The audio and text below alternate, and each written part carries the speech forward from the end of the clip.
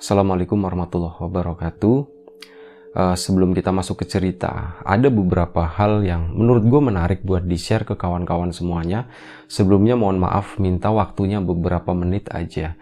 Jadi ini berhubungan dengan proses pengambilan gambar tadi ya, di mana cerita ini tuh rasanya susah banget buat diambil ya.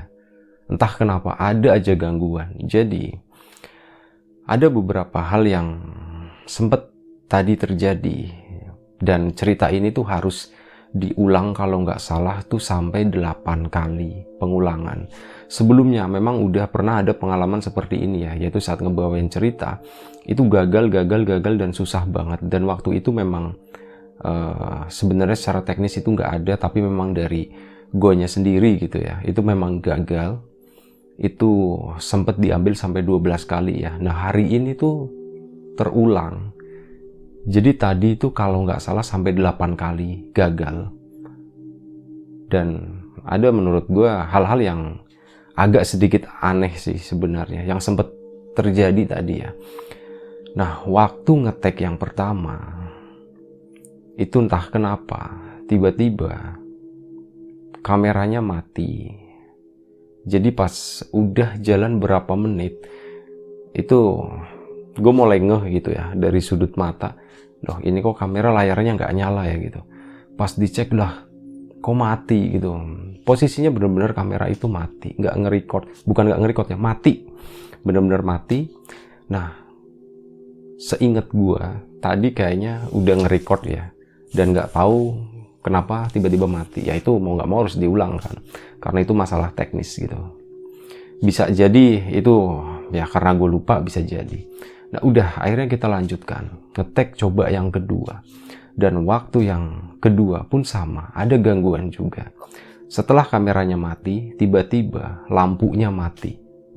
Dan ini cuman lampu ini doang ya, lampu sorot doang ya, lampu tembaknya doang itu yang mati, yang warnanya kuning. Dan pas gue cek kan jadi gelap gitu kan, lah kok mati gitu. Pas gue cek, gue goyang-goyang jacknya gitu kan, itu nggak terjadi apa-apa, tetap mati. Gue mikirnya oh jangan-jangan ada yang kendor atau gimana, atau wah ini korslet nih atau gimana. Udah gue bangun gitu kan, mau nyalain lampu kamar. Nah pas mau dinyalain lampunya nyala lagi, waduh ini kenapa nih, ada apa nih gitu. Itu 2 kali ya. Dan akhirnya udah kita lanjutin, dan yang kedua itu baru sekitar 5 menit sih, 5 menit ngambil baru ya ngomong intro doang, tiba-tiba mati. Lanjut lagi ngetek selanjutnya, itu guenya lupa ya.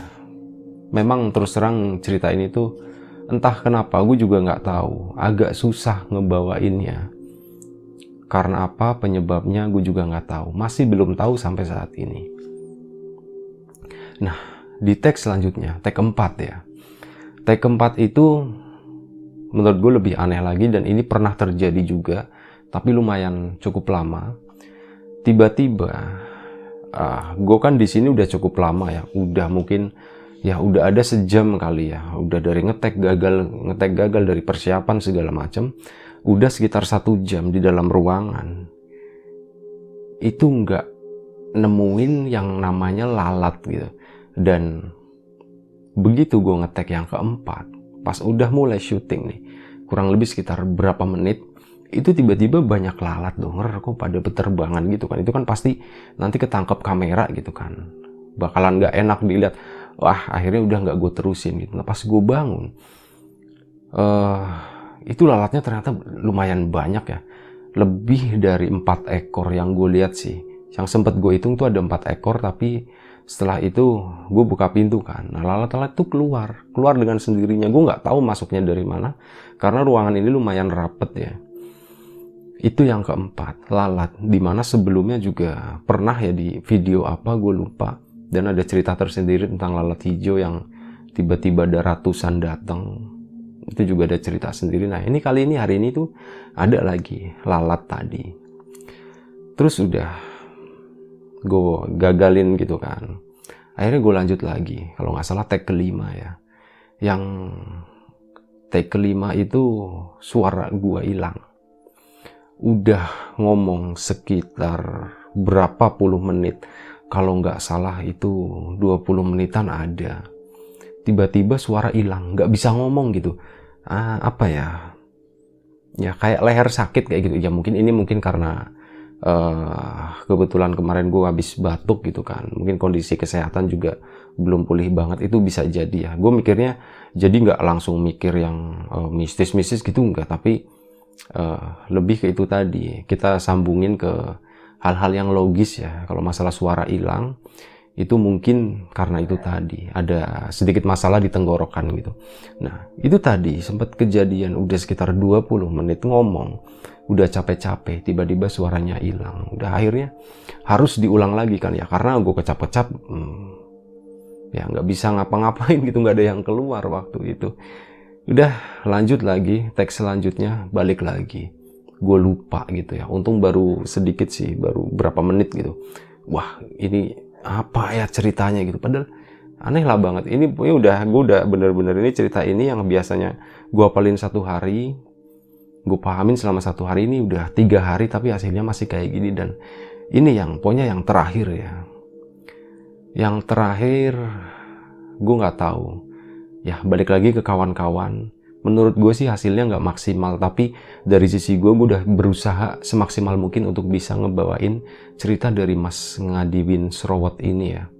Udah semaksimal mungkin, masalah hasilnya nanti bagus atau enggak, ya balik lagi ke kawan-kawan semua. Semoga kawan-kawan tetap bisa menikmati cerita ini, bisa mengambil hikmah atau pelajaran yang tentunya yang positif ya.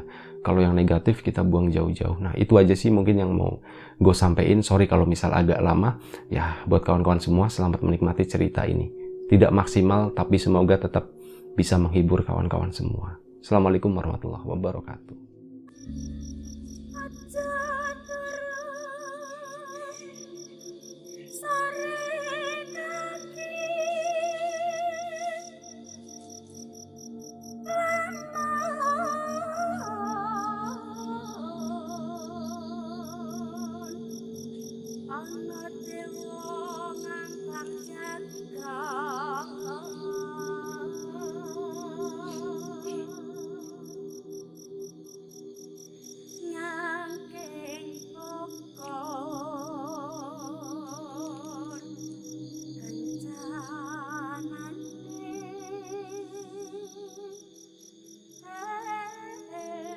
Ini adalah cerita ke 235 di Lapak Horor, dan kali ini masih ngebawain salah satu cerita kiriman dari kawan subscriber. Sebuah cerita dari Mas Ngadimin Srowot. Cerita yang cukup kompleks dan cukup panjang, yang biasanya untuk menguasai sebuah cerita itu gue butuh waktu cuman 1 hari. Cuman kali ini tuh agak beda, jadi butuh ekstra waktu sekitar 2 hari, dimana totalnya jadi 3 hari gitu untuk menguasai cerita ini.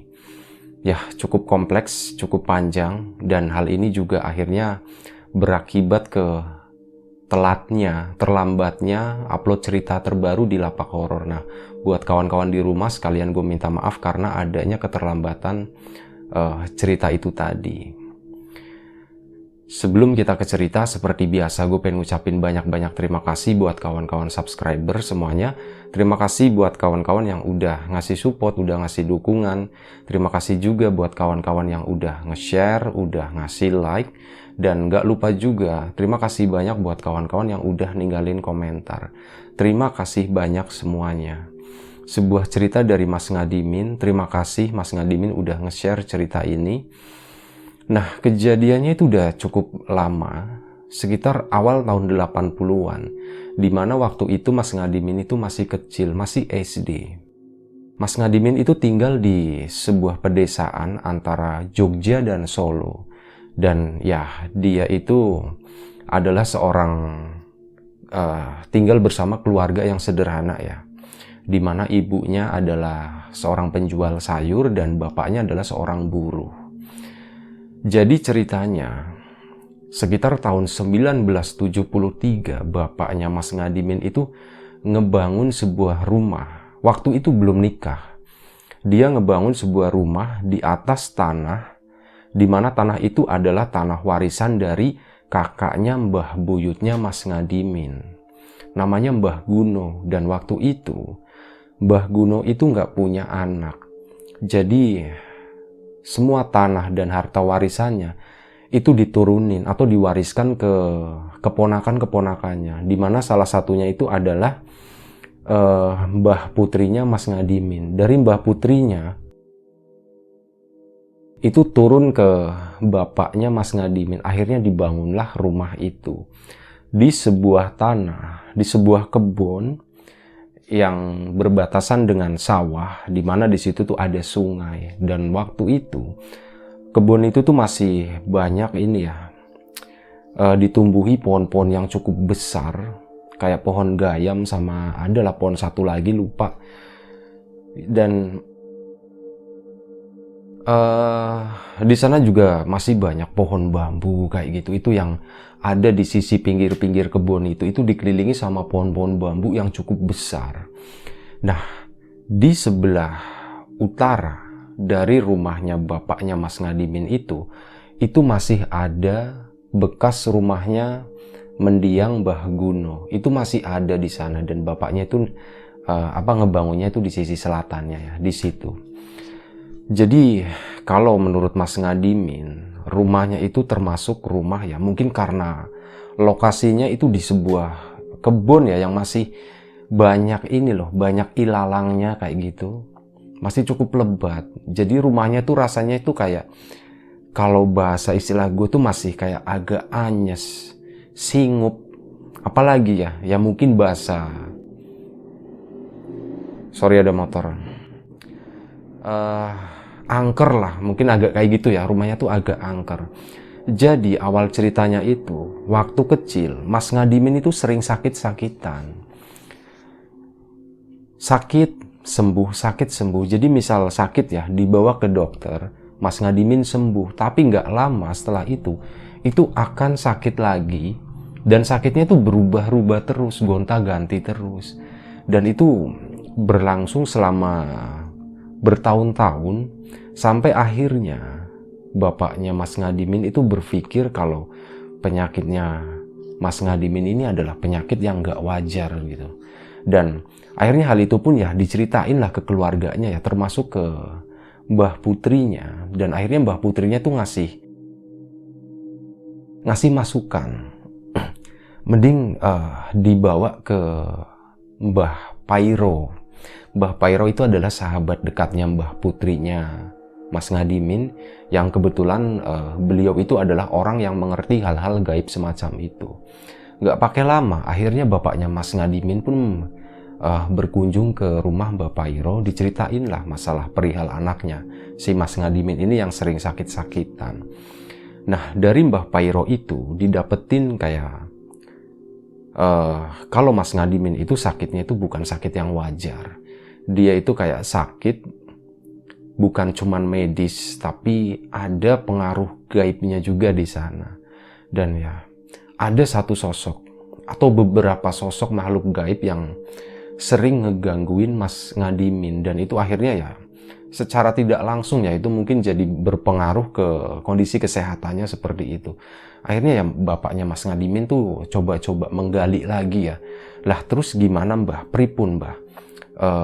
Wujudnya niku nopo gitu, wujudnya itu apa, seperti apa. Nah kata Mbah Pairo, mending kamu lihat sendiri aja seperti apa wujudnya. Lah terus caranya pripun Mbah gitu, gimana caranya supaya saya bisa ngelihat sosok itu katanya.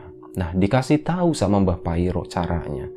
Jadi gini, kamu tidur di depan pintu di ruang tamu dan pakai alas sapu lidi sama sapu ijuk. Jadi sapu lidinya di bawah, sapu ijuknya itu di atas. Itu buat dipakai alas sebagai bantal ya, bantal alas kepala. Dan itu ya jangan berhenti kalau kamu belum melihat apa yang terjadi, katanya seperti itu. Dan ya mau nggak mau akhirnya hal itu pun dilakuin sama bapaknya Mas Ngadimin. Mulai malam itu, sepulang dari Mbah Pairo ya, malamnya itu langsung dikerjain. Tidurlah bapaknya Mas Ngadimin di situ dengan itu ya, dengan sapu lidi dan sapu ijuk sebagai bantalnya. Tidur di sana. Malam pertama itu nggak terjadi apa-apa, nggak ada yang terjadi gitu. Akhirnya ya udahlah. Pas sampai pagi itu nggak terjadi apa-apa. Akhirnya nggak nyerah. Bapaknya Mas Ngadimin itu tetap, nanti malam dia dicoba lagi. Malam kedua tidur di situ lagi. Oh sorry, jadi gini, kata Mbah Pairo itu ada tambahan ya, tadi kelewat. Kalau anakmu sakit, itu lakuin seperti itu. Jadi syaratnya itu kalau misal Mas Ngadimin itu sakit, baru seperti itu. Nah, kebetulan beberapa hari kemudian Mas Ngadimin itu balik lagi sakit lagi dan bapaknya langsung melakukan itu. Nah, malam keduanya tadi ya, lanjut. Bapaknya Mas Ngadimin tidur di depan pintu itu pun sama. Malam kedua itu nggak terjadi apa-apa. Nah, tapi karena masih dengan rasa penasaran yang cukup kuat, bapaknya Mas Ngadimin itu nggak nyerah gitu. Dia tuh terus berusaha gitu, penasaran dengan apa yang terjadi dengan anaknya. Akhirnya malam ketiga pun dilanjutin. Bapaknya Mas Ngadimin tidur di situ lagi. Kurang lebih sekitar udah lewat tengah malam, dan waktu itu bapaknya Mas Ngadimin itu udah sempet tidur. Sekitar jam 2 malam. Sebentar ya, ada motor lewat nih. Biasanya suaranya cukup kencang masuk. Sekitar jam 2 malam, itu katanya hawanya tuh kayak agak gerah kayak gitu, dan hal itu yang bikin bapaknya Mas Ngadimin itu bangun. Akhirnya kebangun gitu kan. Nah, pas kebangun, itu nggak sengaja kayak ngelihat ada sebuah bayangan yang keluar dari kamarnya Mas Ngadimin, di mana Mas Ngadimin itu tidur sama simboknya di kamar tengah. Itu kayak ada yang keluar, ada yang bergerak gitu kan. Apaan nih? Dan di situ bapaknya tuh melihat ada sosok hitam bongkok yang lagi keluar dari kamar tadi. Nah, si sosok itu, jadi gini, sebenarnya bapaknya Mas Ngadimin tuh emang udah nungguin ya, udah ditunggu-tunggu, tapi yang namanya ngelihat seperti itu namanya perasaan takut, deg-degan kayak gitu tuh masih ada. Jadi ini gimana. Akhirnya udah bapaknya Mas Ngadimin tetap pura-pura tidur. Nah, si sosok tadi itu jalan ke arah bapaknya Mas Ngadimin itu mau keluar. Jalannya tuh aneh katanya. Jadi makhluk itu dia jalan biasa begini ya, tapi kakinya tuh nggak nempel tanah, kurang lebih kayak melayang gitu, sekitar tingginya tuh sekitar 30 sentian segitu. Itu jalan, itu ngelewatin bapaknya Mas Ngadimin yang pura-pura tidur itu tadi. Ya karena saking ya kesel juga kayak gitu kan, bapaknya Mas Ngadimin tuh akhirnya dia niatin gitu, dia tuh mau nendang si sosok tadi. Dan sebenarnya bapaknya Mas Ngadimin tuh juga udah tahu kalau ini tuh makhluk gaib nih, kayaknya kalau ditendang juga nggak bakalan kena. Tapi karena itu tadi, akhirnya ditendang lah gitu. Pas udah ngelewatin di atasnya, itu ditendang bagian kakinya, jedang gitu. Dan ternyata itu kena. Dan makhluk tadi itu kayak kelojotan kayak gitu mau jatuh, itu terus masuk ke kamar depan ke sana. Di sana kayak ngumpet di pojokan, kayak di sudut ruangan ya, itu di sebelah tempat tidur itu kayak ngeringkuk kayak gitu. Terus bangun lagi gitu kan. Nah, pas bangun, si makhluk itu tuh kayak ngelurusin punggungnya yang tadinya bongkok gitu kan. Pas ngelurusin kayak gini tuh katanya tingginya tuh udah hampir nyentuh atap kamar. Bukan atapnya ya, kayak apa ya, kayak kayu belandarnya gitu. Kebetulan waktu itu rumahnya kan belum ada tutupnya ya, atau apa sih namanya, ya kayak ternitnya kayak gitu tuh belum ada, langsung ke genting gitu kan. Nah itu pas begini itu bener-bener udah kayak full setinggi kamar kayak gitu.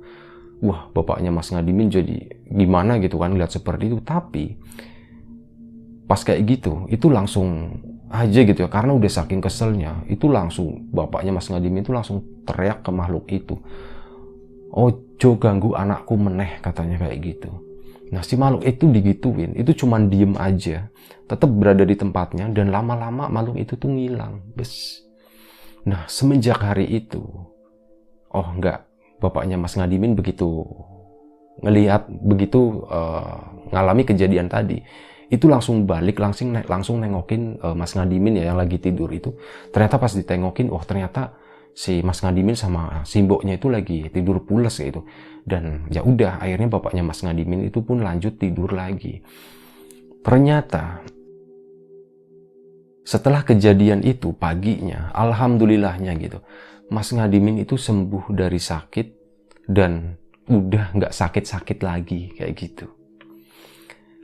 Gue udah ceritain belum ya? Jadi pas Mas Ngadimin sakit itu ya, salah satu upaya yang dilakuin sama orang tuanya, sama bapaknya itu adalah mengganti nama. Salah satunya itu. Karena hal ini adalah hal yang lazim atau wajar yang dilakuin sama orang dulu, terutama orang Jawa ya. Kalau misal anaknya sakit-sakitan, nggak sembuh-sembuh, biasanya salah satu yang dilakuin itu adalah mengganti nama. Dan itu pun dilakuin sama bapaknya. Tapi ya itu tadi ya, tetap sakit, nggak sembuh-sembuh, dan hal itu terus berulang sampai akhirnya ya kejadian malam tadi. Dan udah mulai hari itu Mas Ngadimin itu udah sembuh, udah nggak sakit-sakit lagi, sampai beberapa saat sakit itu tuh pindah. Ternyata sakit itu tuh pindah ke bapaknya. Bapaknya jadi sakit-sakitan. Bapaknya itu kayak entah menderita sakit apa, yang jelas buang airnya tuh buang air darah. Dan itu berlangsung cukup lama, kurang lebih sekitar 2 bulan. Itu sampai ya setiap hari kondisinya makin memburuk, sampai bapaknya itu hampir nggak bisa bangun dari tempat tidur. Itu benar-benar udah sakit parah gitu ya. Sampai akhirnya, jadi waktu itu mau coba menghubungi siapa Mbah Pairo lagi, tapi entah kenapa Mbah Pairo tuh nggak ada gitu, dicari di mana-mana itu udah nggak bisa gitu. Dan ya udah akhirnya bingung kan. Akhirnya bapaknya Mas Ngadimin udah cuman tergeletak di situ aja sampai suatu hari ada salah satu tetangganya, itu namanya Likmarto. Dia itu inisiatif gitu mendatangi seorang yang pinter gitu, itu dari kampung sebelah, namanya Pak D Salimin. Sebentar ya, sambil ngopi ya, ini udah mulai agak serak nih leher.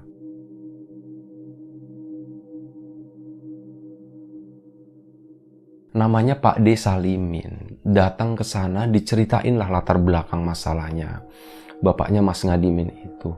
Nah dari situ Pak D Salimin pertama masuk ke dalam rumah dan keluar lagi. Pak D Salimin tuh bilang, nanti ya saya akan bantu gitu. Saya janji akan bantu masalah ini. Tapi ya kamu besok kesini lagi gitu. Jadi ya keesokan harinya itu baru mau dikasih gitu ya. Akhirnya udah si Likmarto itu pulang. Sampai keesokan harinya balik lagi ke rumahnya Pak D Salimin itu. Nah pas balik lagi ke sana itu dikasih air dalam botol. Itu air yang udah didoain. Ini nanti disuruh minum ya, si itu disuruh minum, insya Allah sembuh katanya seperti itu. Udah akhirnya dibawa pulang airnya, dikasih minumlah ke bapaknya Mas Ngadimin. Diminum air itu pas malam harinya. Bapaknya Mas Ngadimin tuh tiba-tiba ngerasa perutnya itu mules banget. Mules kayak pengen buang air ya, kayak gitu, mules banget. Akhirnya udah bapaknya Mas Ngadimin tuh ke belakang coba buang air. Dan malam itu tuh ada sesuatu yang aneh. Yang keluar itu bukan darah kayak biasanya. Biasanya kan kalau buang air itu keluar darah. Cuman malam itu tuh enggak. Jadi yang keluar itu adalah kayak butiran jatuh gitu ya. Itu seukuran telur puyuh segitu. Dan ya bapaknya Mas Ngadimin tuh bingung ya. Wah ini apa nih kok keluar seperti ini? Ya udah akhirnya benda itu pun diambil, dibersihin gitu ya. Akhirnya disimpan. Pas udah disimpan, keesokan paginya. Jadi benda itu sebelumnya itu sempat kayak diketok-ketokin ke tanah gitu ya. Penasaran nih benda apaan sih, telur atau bukan? Kalau telur kan pecah gitu kan. Nah itu tuh enggak. Sampai dicobain dipukul pakai palu gitu ya. Itu pun nggak pecah. Benda itu tuh keras banget. Itu lebih mirip kayak batu kali ya. Nah udah benda itu disimpan kan. Pas keesokan harinya si Likmarto itu datang lagi ke situ. Nah diceritain, Mas ini ada sesuatu yang aneh semenjak minum airnya dari Pak D Salimin itu. Ada sesuatu yang berubah gitu. Biasanya kan saya buang airnya darah, tapi kali ini tuh beda. Ini tuh kayak telur puyuh, Mas, katanya. Wah, akhirnya Likmarto itu buru-buru ke siapa tadi? Pak D Salimin ya. Ngasih tahu Pak D, ini kejadiannya tuh seperti ini. Nah, kata Pak D Salimin, ya udah mending gini aja. Itu telurnya itu dikubur di bawah tempat tidurnya si bapak itu, katanya. Oh ya udah gitu aja. Iya gitu aja, katanya. Udah akhirnya disampaikan ke bapaknya Mas Ngadimin, dan bapaknya Mas Ngadimin pun nurutin gitu ya. Itu digali di bawah tempat tidurnya, itu ditaruh di situ, dikubur di situ. Udah, dan itu malam pertama ya. Malam keduanya pun sama, masih mules kayak malam pertama, dan saat ke belakang itu yang keluar itu adalah benda yang sama kayak malam pertama. Butiran segede telur puyuh segitu, dan ya lagi-lagi itu diambil, dibersihin, terus dikumpulin, dikuburin di tempat kemarin ya, di situ, dikuburin di situ. Itu tuh sampai pokoknya beberapa hari ya, dan itu hari kedua itu syukuran itu. Nah giliran hari ketiganya itu tuh agak sedikit aneh. Jadi pas buang air masih gitu ya, ada sesuatu yang keluar di sana, dan itu bukan darah, dan itu bukan kotoran, tapi masih butiran kayak kemarin. Cuman pada hari ketiga dan hari keempat ukurannya tuh beda. Jadi ukurannya tuh lebih besar, itu seukuran telur ayam kampung segitu. Ya akhirnya udah sama ya, dan udah dikubur di situ. Itu tuh sampai kurang lebih ada 5 hari seperti itu. Ada 5 telur ya, ada 5 telur yang keluar dari, mohon maaf, itunya bapaknya Mas Ngadimin gitu. Dimana di hari ketiga dan hari keempat itu seukuran telur ayam kampung gitu. Itu pun dikubur airnya di sana. Dan pada hari keenamnya itu bapaknya Mas Ngadimin itu nggak mules. Dia seperti biasa tidur di tempat tidur. Cuman pas udah lewat tengah malam, lagi asik-asiknya tidur, tiba-tiba badannya bapaknya Mas Ngadimin itu kayak dilempar dan sampai nabrak ke dinding, akhirnya jatuh ke lantai gitu. Astagfirullahaladzim, ini ada apa ya, kayak gitu. Itu benar-benar katanya badannya tuh benar-benar dilempar gitu sampai kebangun dan jatuh gitu kan. Dan akhirnya balik lagi ke tempat tidur. Udahlah, bismillah aja gitu ya waktu itu. Sampai akhirnya keesokan harinya bapaknya Mas Ngadimin itu sembuh. Itu benar-benar sembuh, balik lagi ke semula. Jadi apa ya, benar-benar segar bugar gitu. Cuman memang badannya aja kali ya yang mungkin yang agak kurusan. Tapi kalau dilihat dari ya kebugarannya, kesehatannya, semangatnya, itu tuh kayak balik lagi kayak gitu setelah malam ke-6 itu dilempar ya. Dan setelah sembuh, bapaknya Mas Ngadimin itu akhirnya pergi ke rumahnya Pak D Salimin itu buat ngucapin terima kasih. Pak D, terima kasih karena udah dibantu. Alhamdulillah sekarang saya udah baikan, saya udah sembuh. Diceritain semua yang dialami ya, dari hari pertama sampai hari terakhir bapaknya itu dilempar. Dan ada sesuatu yang disampaikan Pak D Salimin waktu itu. Jadi kata beliau, di rumahnya Mas Ngadimin dan di sekitaran rumahnya itu, di kebunnya itu, di taman-tamannya itu ada kayak entitas goib. Ada kekuatan goib yang cukup mengganggu gitu. Dan saran dari Pak D Salimin, sebaiknya Mas itu cari orang yang pintar, orang yang bisa melakukan pembersihan terhadap itu gitu. Kalau saya nggak bisa, katanya, coba cari orang yang mengerti masalah itu. Akhirnya udah bapaknya Mas Ngadimin pun pulang. dan akhirnya cerita kan ke keluarganya gitu. Kalau menurut Pak Dek Salimin itu ya harus ada sesuatu yang dibersihin gitu. Dan akhirnya dari siapa ya, Mbah Parto namanya, itu adalah kakaknya mbahnya Mas Ngadimin ya. Sorry ya, ini ya lumayan kompleks gitu namanya gitu. Nah, itu ngasih tahu kalau ada seseorang namanya Mbah Kromo. Beliau itu biasa melakukan pembersihan seperti itu. Dan akhirnya ya singkat cerita, bapaknya Mas Ngadimin itu pergi menemui Mbah Kromo, dan akhirnya ya diceritakan semua apa yang pernah terjadi, apa yang pernah dialami sama Mas Ngadimin, apa yang pernah dialami sama bapaknya itu ya. Semuanya diceritain, dan singkat cerita Mbah Kromo itu bersedia untuk melakukan pembersihan itu. Dan malam harinya, sebelum tengah malam, Mbah Kromo datang ke rumah dan meminta bapaknya Mas Ngadimin itu buat nyiapin kain jarik dan cangkul. Ya, disiapin lah itu tadi, kain jarik sama cangkul. Terus menjelang tengah malam ya, Mbah Kromo tadi itu kayak mulai melakukan ritualnya. Beliau itu berdiri di depan halaman rumahnya Mas Ngadimin, kayak sambil posisinya tuh kayak sedekap kayak gini tangannya. Diem aja, sementara bapaknya Mas Ngadimin itu cuman berdiri di sebelahnya, nggak jauh dari situ sambil megangin cangkul gitu. Belum tahu apa yang mau dilakuin. Akhirnya udah selesai, dan Mbah Kromo itu meminta bapaknya Mas Ngadimin, atau bapaknya gitu ya, biar nggak terlalu sering diulang Mas Ngadimin, meminta si bapaknya itu buat ngegali salah satu titik itu di sudut halaman rumah di situ. Akhirnya bapaknya udah mulai siap mencangkul gitu ya. Dicangkul terus sampai kedalaman kurang lebih sekitar 30-40 cm. Itu Mbah Kromo minta stop katanya. Nah, begitu stop, Mbah Kromo itu sebelumnya pas datang itu udah nyiapin kain kafan yang udah dipotong kecil-kecil. Nah, itu akhirnya pas udah selesai itu ya, Mbah Kromo duduk di depan lubang tadi, di sebelahnya itu digelarin salah satu potongan kain kafan tadi.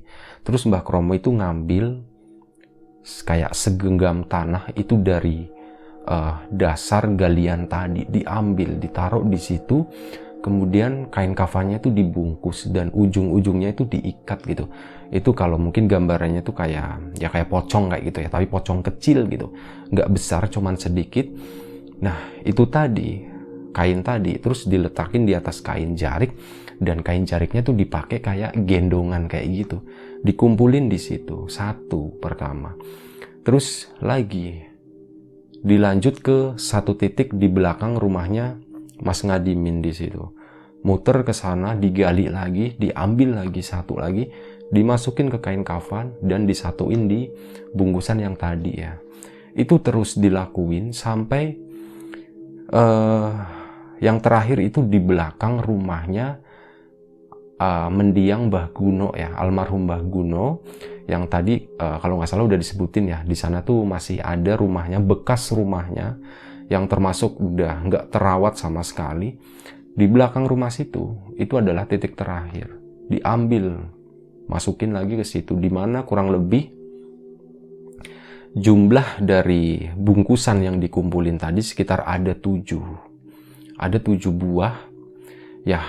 Kalau dikumpulin itu sebenarnya nggak banyak ya, itu mungkin kurang lebih sekitar 1 kresek segitu aja. Dan akhirnya si Mbah Kromo itu bilang ke bapaknya Mas Ngadimin, iki mesti kowe sing ngerampungke katanya, ini mesti kamu yang menyelesaikan. Wah, menyelesaikan gimana Mbah gitu? Iya, cuma kamu, kita ke makam sekarang. Jadi mereka akhirnya menuju sebuah makam desa ya di sana. Dan bapaknya Mas Ngadimin itu disuruh ngegendong bungkusan tadi ya. Itu tuh ujung-ujungnya tuh kayak diikat, disimpul gitu. Terus dipakai begini kayak buat gendongan bayi. Jadi itu lebih mirip kayak orang yang lagi ngegendong mayat bayi. Biasanya kalau jenazah bayi ya, biasanya kalau ada anak kecil atau bayi yang meninggal, itu nggak diangkat pakai keranda gitu, tapi biasanya itu digendong. Seperti itu, kurang lebih seperti itu gambarannya. Nah, ada sesuatu yang aneh saat proses pemakaman tadi, saat proses perjalanan dari kebun itu menuju ke makam. Bapaknya Mas Ngadimin padahal itu cuman ya ngebawa beberapa buntalan tanah gitu yang tadi ya, kurang lebih kalau dikumpulin itu cuman satu kresek kecil. Tapi itu rasanya tuh kayak ngebawa beban puluhan kilo katanya. Itu bener-bener berat banget. Itu nyampe bapaknya Mas Ngadimin tuh hampir nggak kuat gitu, hampir nggak kuat sampai ke makam, tapi terus disemangatin sama Mbah Kromo, ayo kowe pasti iso, ayo kamu pasti bisa, jangan nyerah terus katanya. Akhirnya udah, bapaknya Mas Ngadimin terus berusaha gitu ya, dengan susah payah, dengan lelahnya, itu bener-bener kayak ngebawa beban yang berat banget. Akhirnya sampailah mereka di makam tadi. Nah, sesampainya di sana, bapaknya itu masih ngegendong buntalan tadi, Mbah Kromo itu mulai ngegali di sana. Ngegali sebuah lubang, dan akhirnya bungkusan tadi itu diminta sama Mbah Kromo. Diambil sama Mbah Kromo, yang buntalan-buntalan tadi itu dikuburkan di dalam lubang itu. Selesai dikuburkan, Mbah Kromo tuh kayak duduk di sebelah lubang tadi dan sikapnya itu kayak orang yang lagi mendoakan sesuatu.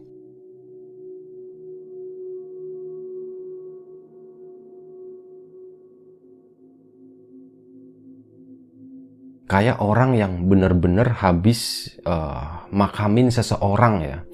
Kayak gitu, kayak bener-bener didoain dan doanya tuh ya khusyuk banget kayak gitu. Dan setelah itu menjelang subuh, akhirnya mereka selesai. Dan Mbah Kromo, ayo mulai katanya, ayo pulang. Nah, udah mereka tuh pulang dari makam menuju rumah. Dalam perjalanan itu, dalam perjalanan pulang tadi, Mbah Kromo itu menceritakan suatu hal yang itu adalah hal yang sangat mengejutkan buat bapaknya Mas Ngadimin. Jadi, apa yang kita lakukan tadi itu adalah proses memakamkan anak-anaknya Mbah Guno. Lah, bapaknya Mas Ngadimin kaget di situ kan. Loh, Mbah Guno kan gak punya anak gitu. Kenapa dimakamin gitu kan? Udah bingung di situ kan. Nah, jadi gini, menurut Mbah Kromo. Jadi dulu Mbah Guno Putri itu pernah punya hubungan dengan makhluk gaib, hubungan tidak lazim dengan sosok makhluk gaib ya. Dan dari hubungan itu akhirnya mereka itu punya anaknya itu banyak gitu, dan rata-rata anak-anak itu pasti meninggal itu setelah dilahirkan, dan begitu meninggal itu udah langsung dikuburin aja ya, gali tanah dikuburin gitu. Itu kayak lebih mirip nguburin bangkai binatang kayak gitu ya, nggak didoain, nggak apa, kayak itu punya kayak gitu terus dikuburin di sana.